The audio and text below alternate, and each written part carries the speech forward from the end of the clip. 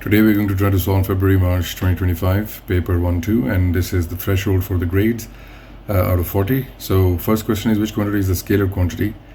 Force is a vector, momentum is a vector, velocity is a vector, work done is a scalar. So option D should be the answer. Question number 2, what is the effect of systematic error in the measurement of physical quantity? A physical quantity could be that you're measuring, let's say, a current, let's say you're measuring length, let's say you're measuring mass or time. So what could be a systematic error in those measurements? So systematic error is linked with the accuracy of measurement, and random errors are linked with the precision of a measurement. So let's get through the options. It limits the precision. So if he's talking about the precision, he's talking about the random error, so this can't be the option. It limits the range of values. Now range of values again deals with precision, so we can't choose this option. A point to ponder is repeated measurements. Now repeated measurements come into the category of precision. It results in repeated measurements having different values from one another.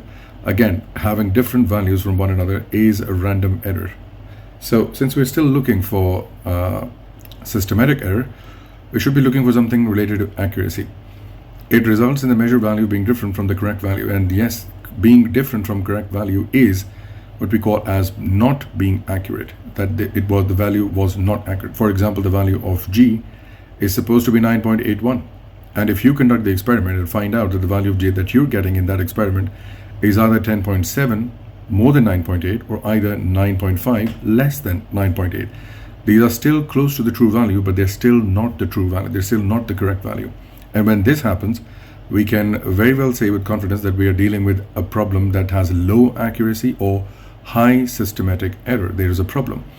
And if you go back to the graphical analysis, you will see that the graph for a systematic error starts from a false origin. And the idea is that the graph was supposed to start from the origin and should have a straight line, which is again a representation or understanding that being at the origin or starting from the origin actually justifies that whatever equation you were dealing with is proportional, and we found the correct answer. If you're off by some value, if you're away from the center or away from the origin, it means that you've introduced some error in the measurement. The rest of the experiment is fine, the trend is fine, everything is fine, but there's a small problem in your setup, which is why you always deviate ever so slightly from the true value. So which is why option D will be the right answer.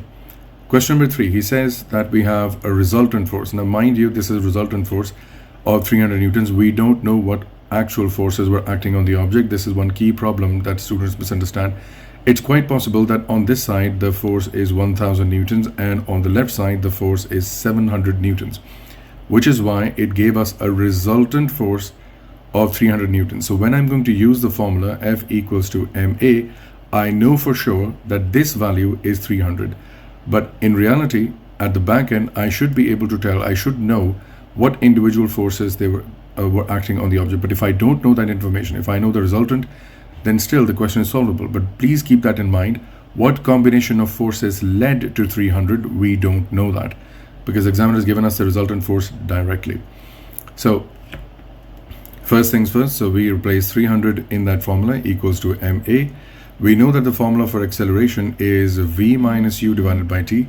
This is my final velocity at time 5 seconds, and this is my initial velocity at time 0 seconds. Now mind you that since all the answers in my question are in standard units and standard formats, I need to make sure that my speed is also in standard unit, that is meters per second.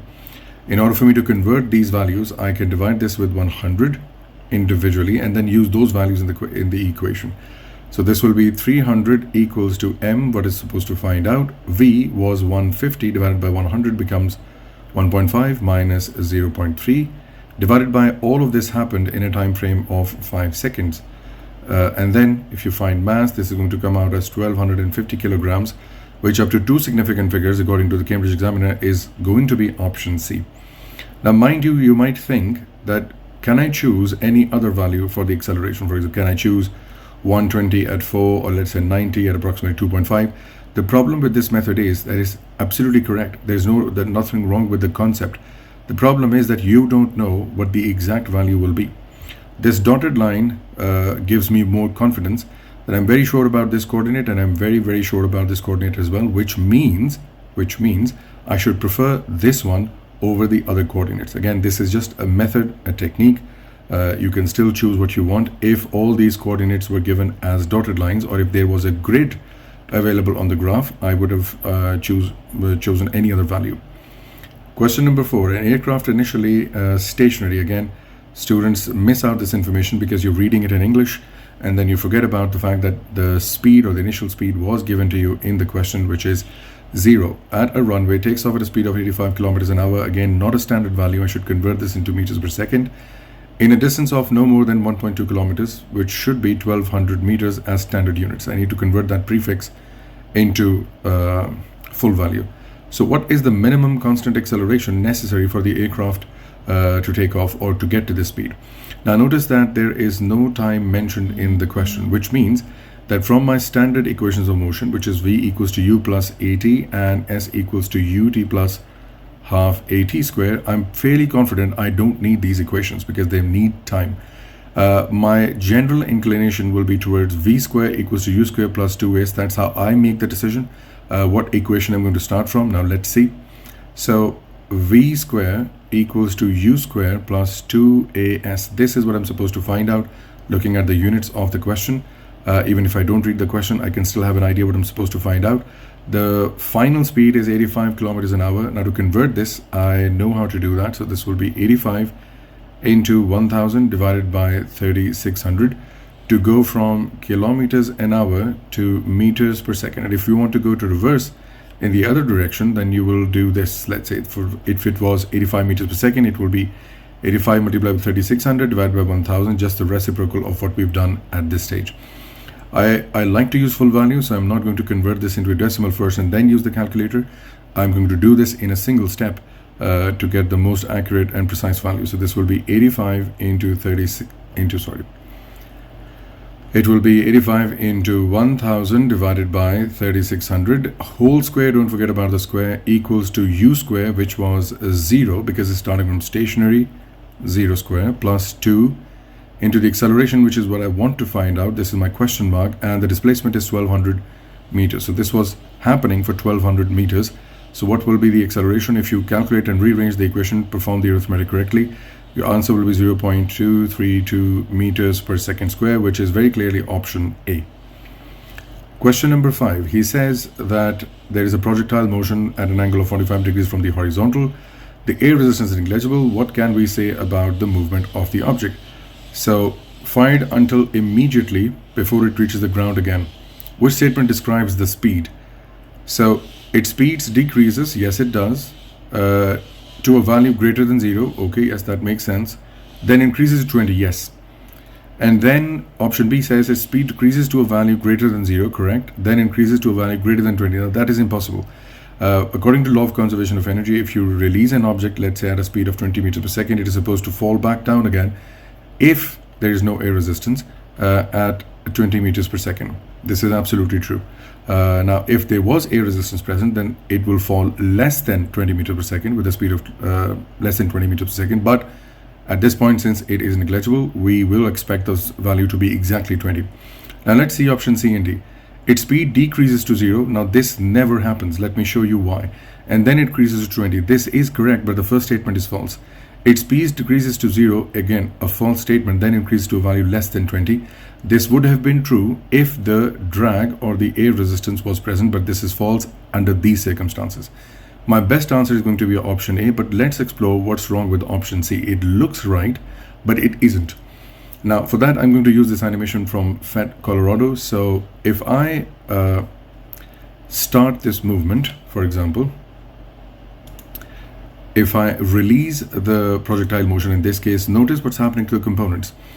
At every stage of the movement, let's say we pause right here, or let it happen at this point. Let me fire this again. So notice that both components are present, the vertical and the horizontal. They are slightly green in color, difficult to see here, but I hope you can. And if you let this happen completely and then pause it at the very exact moment, let's say at this point.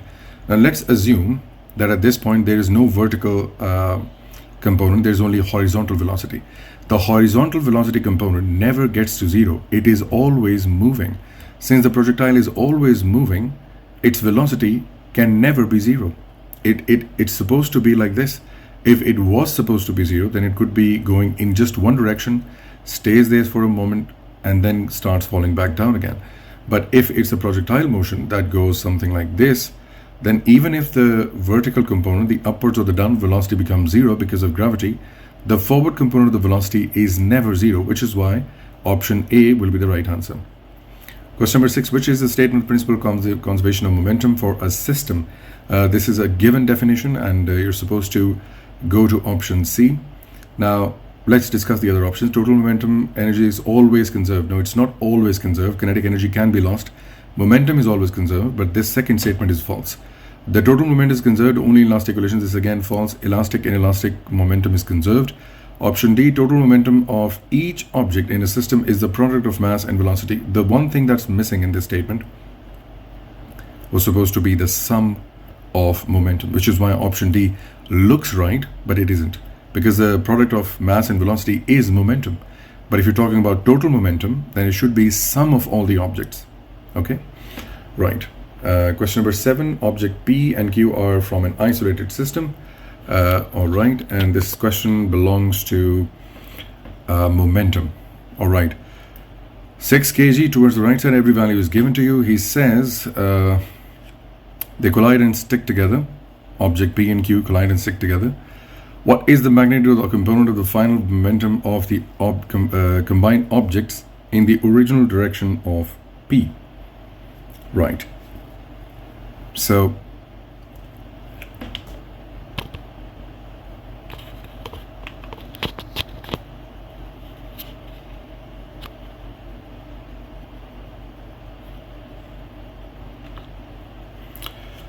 question number 7 deals with momentum, and let's find out what the question is. So the question says the original direction or the combined objects in the original direction of P. They do stick together. That's a different problem. But since we're only interested in to find the momentum in the direction of P, which is the x-axis, we're not interested in the y-axis. So let's only calculate the x-axis momentum. So the momentum brought into the system by P would be, or you can say the momentum of P is equal to 6 into plus 3. Why I'm writing down plus 3? Because the object is moving towards the right side. And generally in physics, we take the right side to be positive and the left side to be negative. So for the sake of this example, I'm taking that as positive. If you look at object Q, it's bringing in momentum, or it's contributing momentum in two directions. It's on the x-axis, which is the negative x, and negative y-axis. Now, since y-axis is not required for this question because he wants to find the direction in the original direction of P, which is primarily in the positive x direction, I'm only worried about the negative x. So if I were to calculate this, you can do it by many options. I'm going to use the simple general trick of the projectile motion that I have taught you in a previous lesson, or the A1 playlist. You will see that this is supposed to be mass, which is 2, into velocity, which is 4.2, but the base component, which is this one, and it should be cosine of 35. Now, since I know it's going to the left side, I will add a negative sign, and the total momentum, or the momentum in the direction of the x-axis, let's say this, should be this minus this. So the final answer, if you write this down in a single go, will be 6 multiplied by 3 minus, or you can write down plus, but with a minus sign later. So 2 into minus 4.2 into cosine of 35. If you do that, your answer comes out as 11.12 kg ms minus 1. So this should be option B. Question number 8 was generally confusing by the students. For the student, they found it difficult. He says, what is, and it's a classic case of elevator example or a spacecraft example. He says, what is the gravitational force on the astronaut? He's not asking about the resultant force. He's asking about the gravitational force, which is supposed to be always equal to the weight of the object, which is going to be option B, mg. So it was a very straightforward question, but the confusion was with the students in this case. Question number 9, a pivot or equilibrium question. Let's see what he wants to say. He says the diagram shows x and y, uniform plank, a key bit information, which means that the weight of the plank will be exactly dead in the center. And the weight of the plank is, or the mass of the plank is 7 kilograms. The plank has a mass of 7 kg, pivot is at the midpoint, the plank is horizontal and in equilibrium. Good. Which statement about the weight of the plank is correct? Now, he's only talking about the weight of the plank, nothing more, nothing less. The weight of the plank can be considered to be acting, yes, this is true because it's a uniform rod. As mentioned in the question, it's a uniform plank, so its weight is supposed to be acting at the center. The weight of the plank is caused by, no, it's not doing anything because the pivot is also placed at the midpoint as mentioned in the question. So the weight is here and the pivot is also here. So it's neither contributing to the clockwise, neither to the anti-clockwise movement. It's not doing anything. And again, contribution to the clockwise movement, no. The weight of the plank equals to the force on the plank, no. This is also a false statement. Why? Because if you look at this problem, if you wanted to find out the answer for option D, it should have been like this. Since there is a weight of child X, there is a weight of child Y, and there is a weight of the plank, the total force exerted on the pivot was going to be 20 plus 15 plus 7 multiplied by 9.8, which is going to be the total force on the pivot.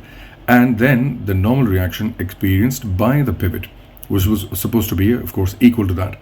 So that still option D is incorrect. Question number 10. Oh, sorry, the option A would be the right answer. Question number 10. An object is fully submerged in a liquid. A student determines the ratio of upthrust divided by the weight of the object. Now, the formula for the upthrust is rho g v. V is the volume of the liquid that is being displaced by the object, and the weight of the object is mg. Now, if you look at this closely, the value of g cancels out in both situations. So g cancels with g. We are left with the density of the liquid multiplied by, now again, this is density of the liquid multiplied by the volume of the displaced liquid divided by the mass of the object. Let me write down this obj. Now, it says which single change would double the value of this ratio. Now, it's just a simple mathematics thing, right? He says use a different liquid that has twice the density and has the same volume. So yes, if whatever answer of this ratio is, let's say R, I want double the value of this, I can simply multiply this with 2, multiply this with 2, and not change individually, of course, and not change anything else. Or I can decrease the value of the mass, or the value of the mass of the object to be half. But let's say how we go about that. Use a different liquid. This seems like a plausible answer without changing the volume. Yes, correct. Use a different object that has half the volume. Okay, half the volume and same density. Now, I can't do anything with this option. Even if the volume was of the object, even then it was incorrect. So halving or taking the half value or half volume of the object doesn't do anything to this equation because these are supposed to be variables for the liquid representation. Use a different object that has twice the density and has the same volume. Again, doesn't do anything because we're not looking for the object rather than the liquid. Use a different object that has twice the density. Again, talking about the object, these variables don't belong to the object, they belong to the liquid, which is why we are only left with option A. Question number 11, he says a sharp sign weighing 75 newtons. Okay, this is a classic hanging question, right? Everything is given to you in the question. He says, what is the horizontal force on the wall, by the wall on the rod XY? So a few things to notice here. What are the forces acting on this object? There's going to be the weight of the plank at this point, right? There's going to be a force because of this tension component. There's going to be a force in this direction. There's going to be a force in this direction, breaking down tension components. The force acting on the hinge X is going to be in two directions. If the hinge was supposed to be falling down, then the friction with the wall is going to be pointing upwards. Now, the force exerted by the tension component is supposed to be balanced by the normal reaction from the wall on the rod.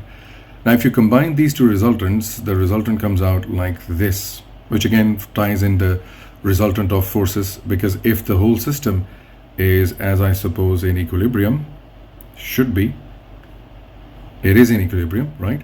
So the component of normal reaction and friction, the component or the total tension, and the weight should all be passing through a single point at this location. And if they do, the system is in equilibrium, which is what is happening at this point. So what we're supposed to find out is the horizontal force of the wall.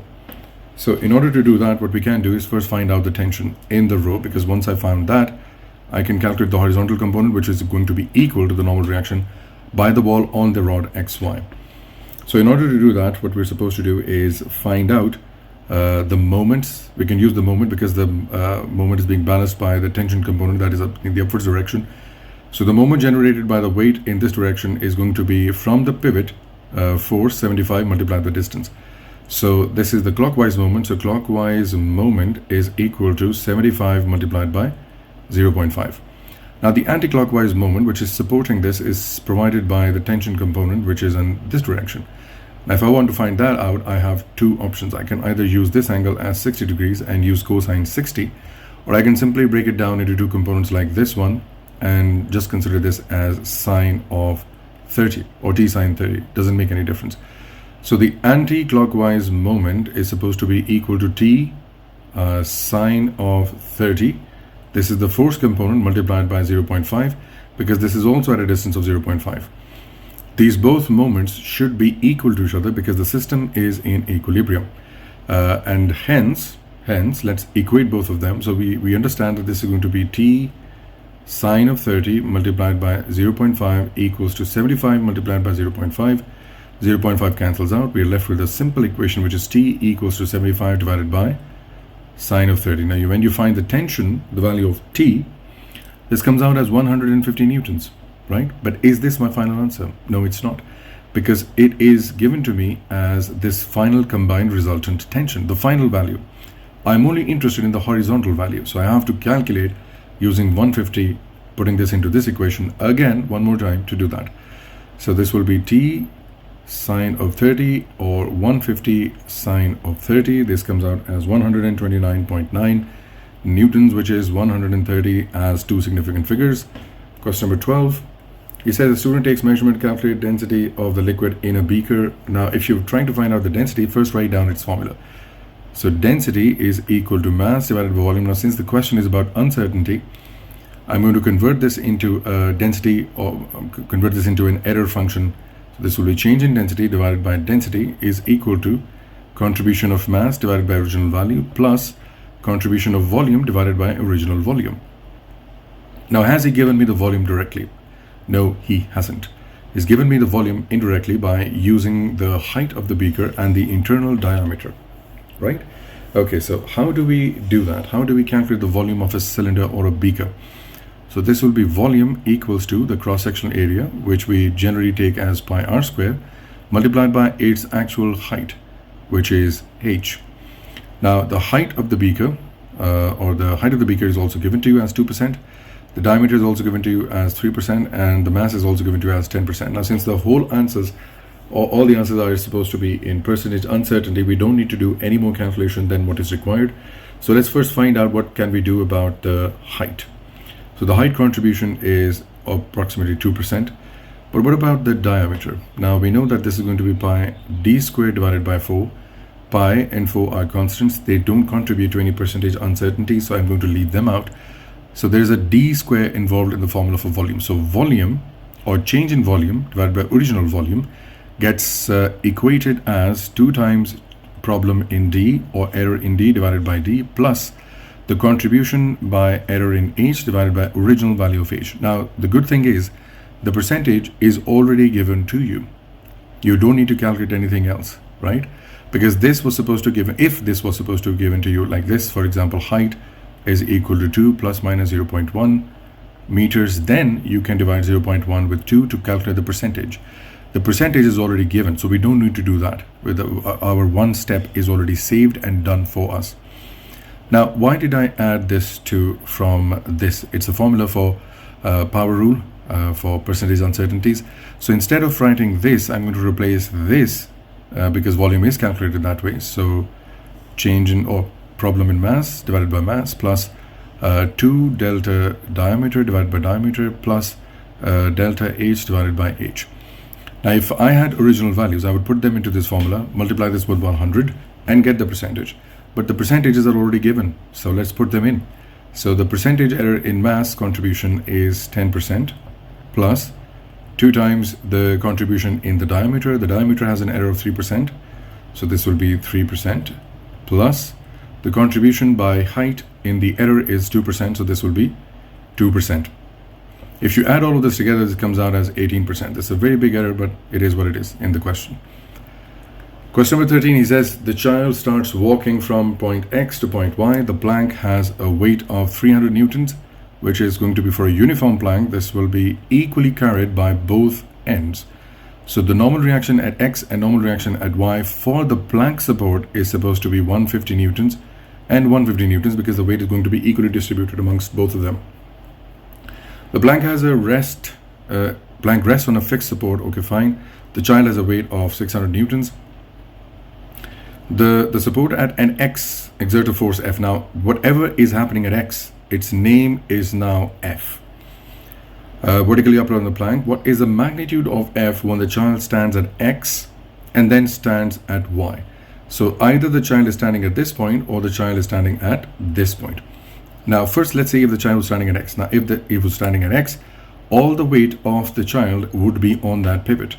So the normal reaction or the force by the pivot that it is supposed to provide so that everything stays in its place is supposed to be 150, the weight of the Planck, plus the weight contributed by the boy. So at this point it should be 750 newtons because 600 of the boy plus 150 of the weight of the Planck. Now when the child starts walking to this side, when they walk to this side, they're moving away from X. The responsibility of X to support the mass or to support the weight of the child is no longer there. It was sharing it with Y, but since you move away from that pivot, you're moving away from that support, now you're standing at Y, all that force required to support your weight or the weight of the child at X is gone. So the X only has to take care of the weight of the Planck, which is why the last force when the child is standing at this point, the Planck only has to look after the contribution of the weight, which is 150. So at X, it should be 750, but at Y, it should be 150 because we're only talking about F, which is only responsible for X, position X, only at this point. Question number 14 starts with, oh good, it's a derivation. He says power equals to force multiplied by velocity. Where does this come from? So power is equal to work done or energy divided by time. Now if you involve the formula for work done, which is force into distance divided by time, you will notice that the distance divided by time is actually the formula for velocity or distance or speed. That's how we get force into velocity. Now he says what equation is used for its proof. Now you notice what we've done. Displacement, this equation looks plausible. Did we need this equation? F equals to ma? No, we didn't. So this option goes out. Do we need momentum for this equation? Is there any mention or any steps? No, we didn't. Velocity is equal to now again, we don't need the acceleration. We don't need that, which is why this cannot be the option. So option A seems to be the right option. Why? Because we know that velocity is equal to displacement over time. And even if we rearrange this equation to look something like this that's given in the question, it is still correct. Why? Because that's what I used as my assumption. That's what I used to replace it, right? Okay, question number 15 looks very problematic as a first look, but it isn't anymore, as you will find out. A block is released from this angle to the horizontal. The length is L as shown in the diagram. There's no resistive force, okay fine. What is the speed of the block? Now since he's asking about the speed of the block and is being released at a height, I'm hoping and I'm thinking that is supposed to be from the logic that the gravitational potential energy is equal to the kinetic energy of the object gained at the lower part. Now since he also mentioned there is no resistive force, that's why I can equate this to this. Now the gravitational potential energy was supposed to be mgh equals to, the kinetic energy is half mv square. What I'm supposed to find out in the question is v. Now luckily m cancels out from both sides, which is why the question looks problematic, because there's no mention of the force of the mass in the question. G is mentioned, half is also mentioned, or you know their values, but what's the value of h? What is the h? So the h is always the vertical height lost by the object in the presence of the Earth's gravitational field. So let's call this h. Now h will be calculated as a component of length L, which is going to be L sine of theta. Now replace L sine theta in h, and that's what we get. So let's take 2 on the other side, put the value of h as L sine theta, and let's see what the equation will look like. So it's v square equals to 2g into L sine of theta. Do we know the value of g? Yes, we do. So 2 into 9.81 multiplied by L sine of theta. When you take the square to the other side as under root, you find out that the velocity comes out as 4.43, I think. Yeah, it's 4.43 with the under root of L sine theta. Since we don't know what the values are, the under root stays with them. and that option is going to be option B. Question 16 is a complicated situation given to you, but the system or the question is not that complicated. So a skateboard applies a force of 25 newtons, travels a distance of 0.5, doing the same thing. What is the work done by F on the skateboard? So work done is simply F into D. You applied a force of 25 newtons for a distance of 0.5 meters, and the energy or the work done you produced or done is 12.5. Two significant figures, option A. 17 is a repeated question. A turbine hydroelectric power station is situated wherever it is situated. It's a height of 30 meters. For example, if you look at a dam, this is what the dam looks like now, and this is the level of water from which it is flowing over, giving us kinetic energy. So the height of the water from which it's falling down is 30 meters. Okay, fine. So he says it's receiving water at 340 meters per meter cube per minute. It's 90% efficient. The density of the water is 1000. And what is the power output? So the power output of the generator or this dam is primarily because of the gravitational potential energy of the water. So this will be mgh divided by time t. Now there's no time given in the question, but there is one place where it is mentioned indirectly, which is per minute. So let's see how we get about that. So mass is what we need to find out for the water. What amount of mass flows out? Can I calculate that directly? No, I can't, because I will need the formula of density equals to mass over volume. Is density given to me? Yes, the density is given to me. Is the volume given to me? Yes, it is, which is 340 meters, but it's per meter, is per minute. But let's see how that settles in. So I want to find out the mass. I can bring volume over here, and I can change the formula as density multiplied by volume multiplied by G multiplied by H divided by T. Now, if you notice, this is volume divided by time, a value that is given to us at this point. So I can use it here, right? So keep your eyes open, look at the units, look at what we're going to place wherever you can. So is the density given to me? That is 1000. 1000 divided by or multiplied by 340 per minute. So this will be 340 divided by 60 multiplied by G, which is supposed to be 9.81, multiplied by height, which is supposed to be 30.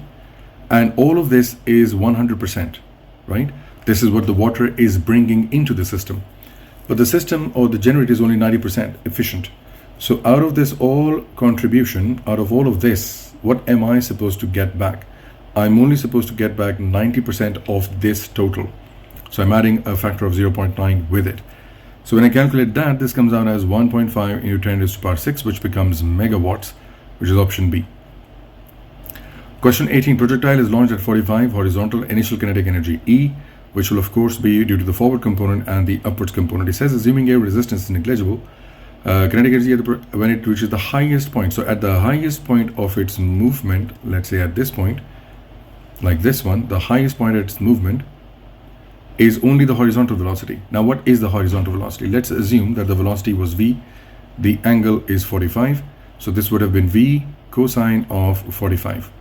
If I were to find out the kinetic energy, which is half mv square, which is supposed to be equal to E given in the question, then what is the kinetic energy at this point? I understand that you might have thought about this already as a mental calculation, but let's see how the formula works out. So since I'm only interested in the horizontal component, this will become half m into v cosine of 45 whole square. When you calculate cosine 45 and then take the square, this comes out as half mv square. I'm bringing v square on the outside to make it equal to E, but the cosine 45 square comes out as 1 over 2. So that means that if the original energy was being comprised of this, then the factor out of this as E multiplied by 1 over 2. So at the highest point, only half of the energy is being contributed or is present in the system based on the velocity. So that's the mathematics behind it. Question number 19. A wire is extended by a tensile force so that its deformation is elastic. What is meant by elastic deformation? Now the first statement is that the extension is proportional to the tensile force. The second one is extension of the wire is not proportional to the tensile force. Both of these statements are not linked with deformation or being elastic. They are generally talking about Hooke's law or something not following the Hooke's law, right? So when the tensile, so I'm rejecting option A and B, option C, When the tensile force is removed, the wire does not return to its original length. Again, this is not elastic deformation, this is plastic deformation. It has permanently deformed.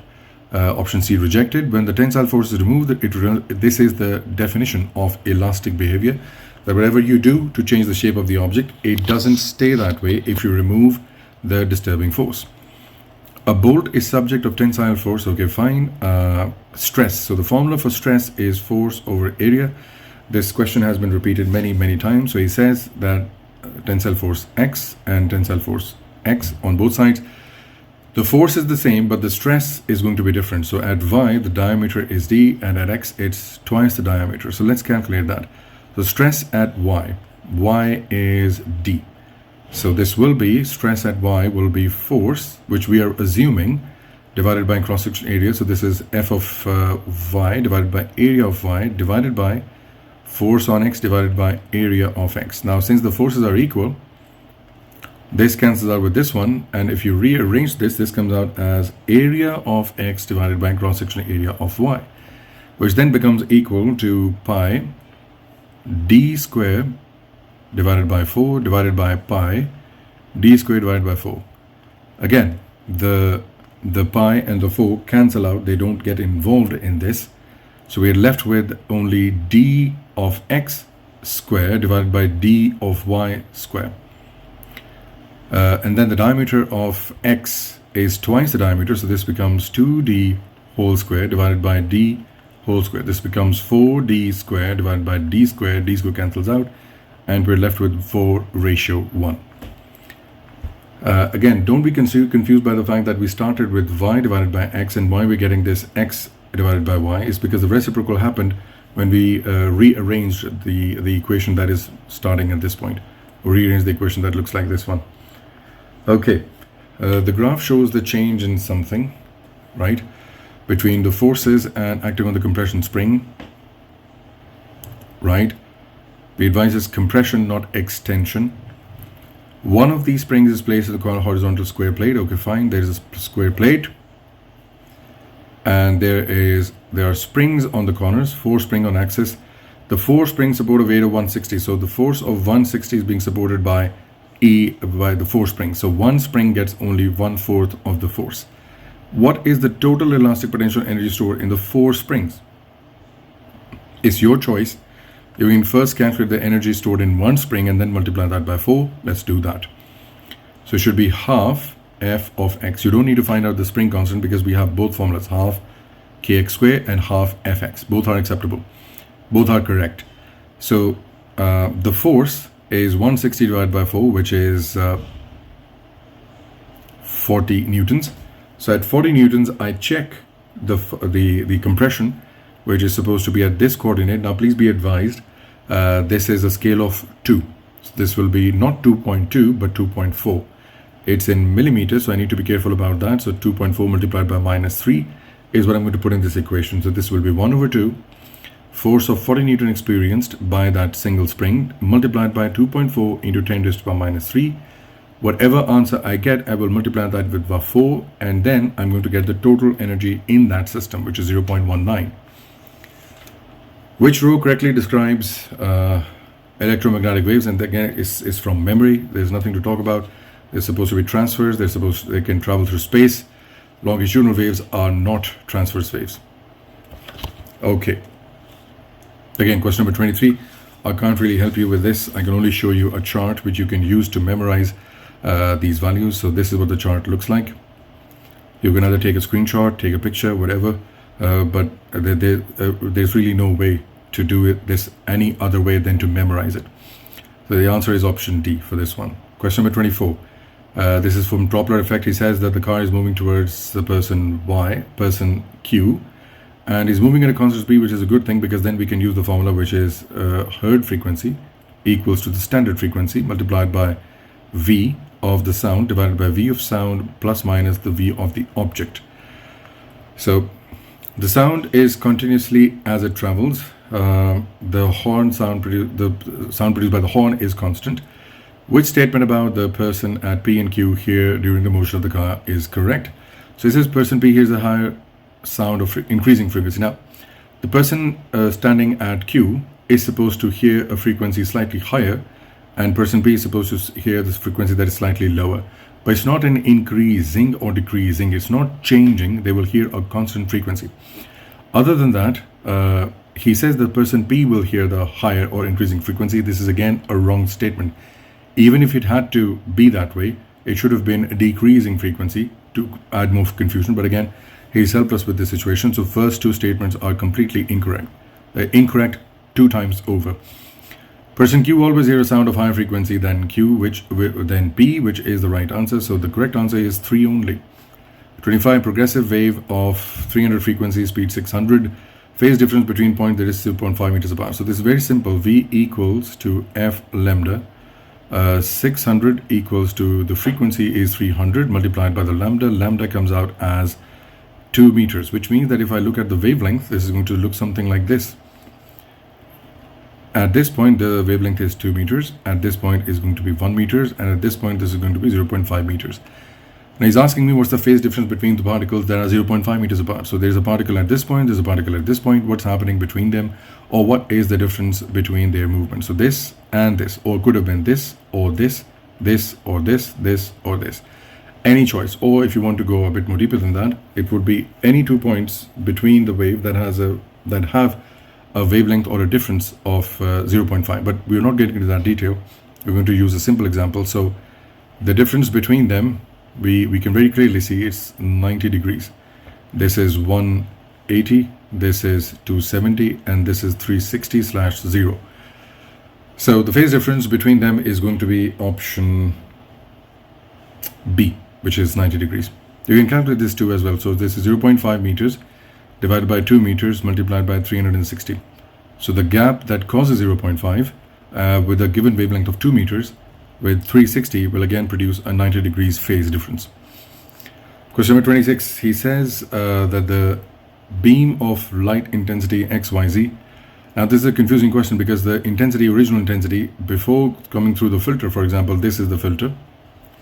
There is a beam of light intensity I. He says the transmitted light is also intensity I, which means that whatever phase or whatever plane of this wave was, the plane of the filter was exactly in the same direction, which is why there is no reduction in intensity.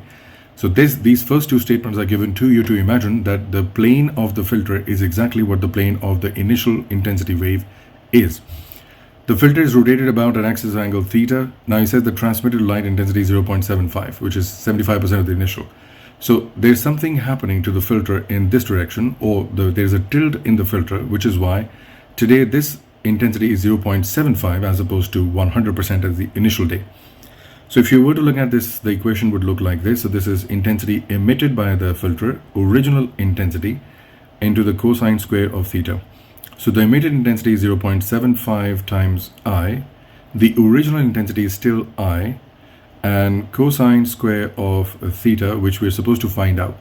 So I cancels out from both sides, take the square on the other side, take the under root, and then don't forget to take the cosine inverse. So that will be theta is equal to 30 degrees, which is option A. Please be mindful that the steps that I'm doing are direct. So this will be cosine theta equals to under root of 0.75. Whatever answer you get for this one, then you take the cos inverse of that. So cosine inverse is equal to under root of 0.75. Then you get your answer. Question number 27 is light was emitted from 2 sources. What is necessary condition for observable fringe interference patterns to be produced? So 27 should be, the wave must be polarized. No, they're never polarized. We're dealing with light. Light can be polarized, yeah, but they don't have to be. So the waves must not be polarized. Again, there is no discussion or debate about the polarization. The wave must be coherent. This is a very good answer. The waves must be equal. They can have different W's, it doesn't matter. But they must be coherent. Now, coherent is that they have no phase difference among them, or if there is, it should be a constant phase difference. And the other thing is they need to have same frequencies. Question number 28, the diagram shows water. Okay, fine. The wave is diffracted, done. The waves with the gap both changed by a small amount. Okay, fine. Which combination change must increase the amount of spreading due to diffraction? So in this case, the wavelength is much smaller than the gap in the question. This is my question situation. he wants to increase the amount of spreading or increase the amount of diffraction. Now we understand that the maximum diffraction occurs when lambda is equal to the gap width, which means that this gap between the wavelengths is equal to this gap between the gaps or of the slit. So how can we do that? We can either if this is the situation, what we can do is either since the wavelength in this situation is less, we can either increase the wavelength and decrease the gap width to bring them closer to a value which is going to become an equal value. So let's say this is 0.5 becoming equal to 0.5. Right now this is 0.3 and gap is 0.7. So we're supposed to bring them close by doing this change. Gap being reduced from 0.7 to 0.6 to 0.5 and lambda increased from 0.3 to 0.4 to 0.5 until they get equal values or they become equal. So the trend should be this. So the wavelength is supposed to be increased. It should be increased. The gap width is supposed to be decreased. So the common answer is supposed to be option C. Question number 29. The light of a wavelength is 570, 567. Normally incident. And okay, so diffraction grating question.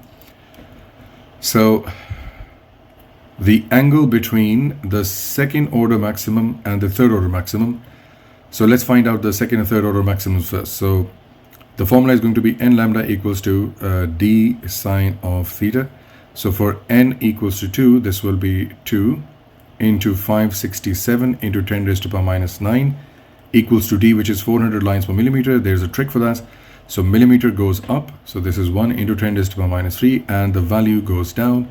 400 multiplied by sine of theta 2. So theta n equals to 2 comes out as 26.97. You can perform the arithmetic yourself. So again, we change just this value and make it 3. Do the same question again, do the same procedure again, and you find out. Don't forget to take the sine inverse, please. So this will be theta of n equals to 3 comes out as 42.87 degrees. You take the difference of these two angles and you get the answer as 15.9 exact. Two cylinder conductors X and Y are made from same material, so there is no involvement of rho or resistivity. The conductors have equal lengths. There is no involvement of length, but Y and X have smaller diameters. Y has a smaller diameter than X. Which row compares the number of charge carriers per unit time passing through X and through Y and compares the different speed of charge carriers in X and Y. So the way to look at this would be something similar to this. For example, this is point Y with a smaller, let's use that, with a smaller cross-section area, and this is point X with a larger cross-section area. I know that these are two different wires. They're supposed to be two different wires, and then we're supposed to compare them. But if you look at the question like this as a changing conductor, then the equation or the system becomes easier to understand. So the amount of current through the wire or through both of the wires is supposed to remain the same, right? So which row compares, and they are connected to in a cell in series to a cell, which is completely fine. So the number of charge carriers and the average drift speed, how to look at that question and how to visualize that. So the number of charge carriers is supposed to be the same because the current is the same, right? And current is equal to NAQV. So the number of charge carriers, Q multiplied by N, should be the same. Same number of electrons, same number of, ultimately the goal is same current, right? Now, if that's the case, if we want to keep the charge carriers or the number of charge carriers exactly the same, it looks like that the current depends on, under these circumstances, the cross-section area and velocity at this situation. And the current X depends on, again, cross-section area and velocity. Now, there is no compromise in the number of charge carriers, but there is a compromise between cross-section area and the velocity. So if we have a smaller area at Y, they need to be moving faster to make up for the reduced cross-section area. Similarly, on this side, if the cross-section area is too wide, they can make do with slower speeds, because if you increase the value of, let's say, if you decrease the value of cross-section area, if you increase the cross-section area, a small value of V would be good enough, because after multiplying everything, the value of current is going to come out to be the same. So over here, they're moving at very high speed, but over here, they need to move, or they can be moving at a slower speed, but still produce the same amount of current or same amount of charge carriers, which means that the comparison is going to look like this. The number of charge carriers are supposed to be the same as y and x, but the speed definitely will be greater in region y because smaller area than region x. So it will be option D. Alright, question number 31. He says the copper wire is this long, it has a resistance of this, resistivity of this. Diameter of the wire is just a simple application of the formula, which is R equals to rho L over A. So this is going to be 0.92. Rho is 1.8 into 10 raised to power minus 8 into length is 6.4 given to you here, divided by the cross-sectional area. You can first find out the cross-sectional area and then equate this to pi d squared by 4 and then calculate the diameter at the end. Or you can just simply replace pi d squared divided by 4 here and then do it with the long method. It's your choice completely. The diameter comes out as a 3.99 into 10 raised to the power minus 4 if you use full values, which is supposed to be option C. Question number 32, he says there's a thermistor. Now thermistors are interesting in this regard that the moment you use them as a single entity in the circuit, they start heating up, and we know that the resistance of a thermistor is inversely proportional to its own temperature. Now when they start heating up, the temperature increases, their resistance decreases. Now it's like a chain reaction.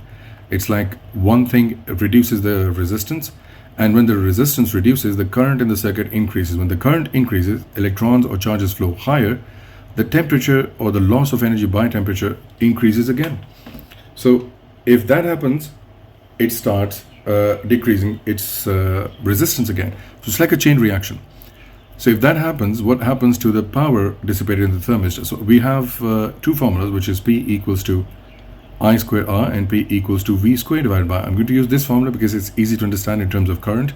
You can justify this with voltage, but you will need to use a lab equipment to do that. But anyways, at this point, even though the resistance is decreasing a bit by the increasing temperature, but due to the square value of the current, the change in current is more drastic in comparison to the reducing resistance. So after multiplication, because they're both being multiplied, the dominance established by the current value and the power keeps increasing. Now one thing, it was supposed to be increasing power, accepted and agreed upon. Should it be a curved line? Yes, it should be, because we have a square value. So it could not have been straight lines, so I would have rejected them even if I didn't know any concept. And if I had to make a choice, it should have been between A and B because I have a non-linear variable in the equation. So I'm going to choose A because I know the concept is supposed to increase with a curve. Question number 33, he says a metal electrical conductor resistance 5.6, potential difference 9. He wants to find out the number of electrons. No problem. So we are going to use the equation, which is V equals to IR, but first we need to use current, I think. Yeah. So the current in the system is 9 divided by 5600, and I got this equation from V equals to IR. So the current comes out as 1.6 into 10 raised to the power minus 3 amps. And I know that this is equal to, or 1.6 power minus 3 is equal to number of electrons divided by the time. And the time is 1 minute. So this is 60. And the charge on electron is 1.6 into 10 raised to the power minus 19. So when you calculate or rearrange all of this, the number of charge or the number of charge carriers, N, comes out to be option C. 34. Does not represent a component that emits sound waves or produces sound. This is a symbol for electric heater. So it's B. All the other options are for speakers. 35. It's a good question in terms of Kirchhoff laws.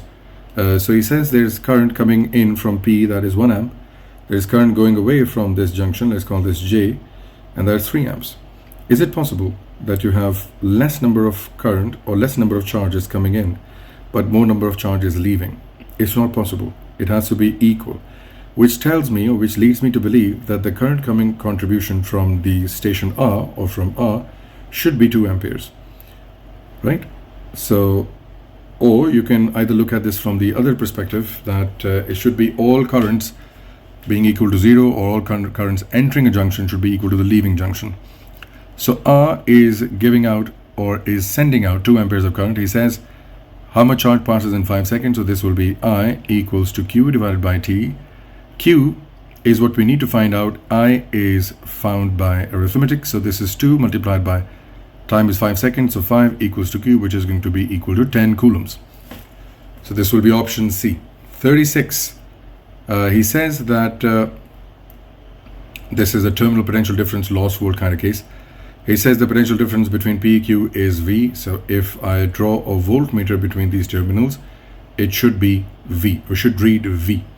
Which statement is correct when switch S is changed from open to closed? Now this is closed, the circuit is complete, the current starts flowing in the circuit.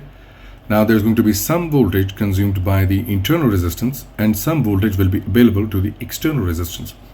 Albeit, by adding both of them will give you an EMF. Which statement is correct with when S is changed from open to closed? V increases because, no, V cannot increase. Voltage V does not increase. It cannot, because some voltage is being used by R and some is being used by resistance, the internal resistance. So it is supposed to be a smaller value. EMF is a larger value than V. When the switch is open, there is no current. It only directly measures the EMF. So when you close the switch, its value falls down. So it's supposed to decrease, not increase. So I'm not checking the first statement, checking the second statement. Decreases because of the potential difference across R. Yes, and this is called lost volts inside the battery due to the internal resistance, right? The V remains same. No, it cannot. V remains the same. No, it cannot remain the same. So it has to be option B. What is the general description of a baron? So for baron, I can give you an example. This is what barons look like in the family tree. So we have hadrons and we have leptons. In hadron family, since it's made out of quarks, there is one family that's barons and the second family is mesons. So the barons are made of 3 quarks, mesons from 2 quarks. Now I know that it's a 3 quarks, so I'm going to go back to the question. He says baron. So it consists of 3 quarks. That must have, it does consist of 3 quarks. Yes. It doesn't consist of 2 quarks. It must have all the same flavor. No, it does not need to have same flavor. So option B is the closest to the correct answer, because if you look at protons and neutrons, proton is made out of 2 up and 1 down. Neutrons is made out of 1 up and 2 downs. So they don't all have to be same. 38. A stationary nucleus has a nucleon number A. The nucleus decays by emitting a proton with speed v to form a new particle, and the nucleus is moving with speed u. So before anything happened, everything was contained inside the nucleus, and it was stationary, given in the question. So the initial momentum is equal to 0. Now when it split apart, one of the particles started moving towards, let's say, towards the left side, and the remaining nucleus started moving towards the right side with the speed u, given in the question. This is moving with the speed v, given in the question. Since it's a proton, let's assume that its mass is 1. M is equal to 1. And nucleon numbers are a sum of protons and neutrons. I can see that the remaining nucleus has 1 proton less than the original. So the mass of this proton should be A, or this nucleus should be A minus 1, because 1 proton has been lost. And since the momentum before they split apart was 0, their addition should also produce a 0 result. Now since one of them is moving towards the left side, let's add them together. So the total momentum after the collision is supposed to be 0 as well, which is being made by 2 components. So this is the first mass multiplied by velocity, which will be A minus 1 into u, plus negative v multiplied by m. So v multiplied by 1 gives you this. Again, this is supposed to be a negative sign because it's moving to the left. So when you bring this to the other side, for arithmetic purposes, this becomes v equals to a minus 1 into u. So this becomes a very plausible explanation or equation for the system, which is option B. 39. What is the quark composition of nucleus taking place? Beta positive. Now beta positive, the mechanism for beta positive is when a proton in the nucleus decays to become a neutron and releases a beta positive particle. So this will be 0 plus 1. This is up, up, down, and this is up, down, down. So there is one change from up to down, because up remains the same and down remains the same. There's one change from up to down. This is option D, and this is a fact. What is the charge on the charm quark? Again, a fact, which is option D. Let me give you a chart which you can use. You can use this chart for your data, and if you see the charm quark has plus 2 by 3 e, which is going to be this answer, right? I hope that this was a good explanation for you and you've learned something. That is all for today. I'll see you at another time.